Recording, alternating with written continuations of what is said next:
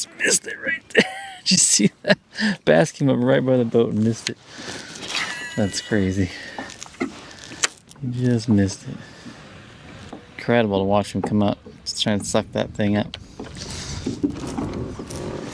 I don't think we can get him to come for it again. That was cool to watch.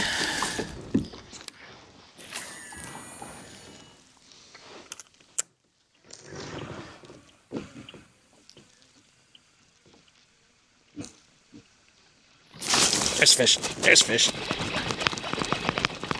Feels like a good one too. Feels like a good one. Oh, feels like a good one. What do we got? Oh, it's a pig. Nice. Let's get this fish in the boat. Oh, this would be a great first fish of the year if I can get it. Yeah! What? First fish of the year. That thing's a beast. Oh, that's awesome. That is awesome. Look at that bucket mouth, guys. Oh my god. What? That thing is a beast. Awesome. I knew it was heavy. Just barely had that hook in him too. Look at that. Came off right there. Wow. Wow. Big mama. That is crazy. Look at the size of that mouth compared to my hand. That is a tank. Awesome. She's got a belly on her too. Gotta get some water on the gills there. Take a breath, sweetie. Whew. I always like to have a net so I can handle them a little bit. Don't lay them on the deck like a bunch of professionals. That's a pretty fish. That's a big girl and a great start. Let's get a measurement on her and then get her back in the water. Measurement time. I'm not in any tournaments this year, just want to see how big she is. 20 and a half. That's pretty nice. Chunky lady. All right. Woo. That is awesome. Bid adieu to my first bass, 2023. See you later, big girl. Bye-bye. Woo. These early season bass, they may not be numerous, but I tend to find a bigger grade of fish, especially on spinner baits in this cold water.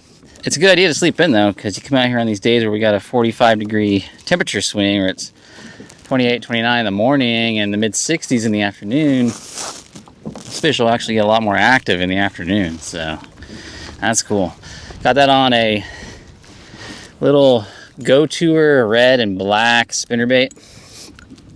Just one of those Amazon spinnerbaits that this pattern, this red-black pattern, has just been killer for me all the time. I just love that pattern. All right, let's go get some more. I missed a bite earlier, and I tried for like a half an hour with Senkos in the shallows, seeing if any fish moved up onto the flats, where water temperatures on the flats are 4 to 5 degrees warmer right now than out here in the main body of this lake. And but I didn't see anything. I got no bites either. So, and I've had 2 fish come up in 6 to 8 foot of water out here. So just gonna stick with it.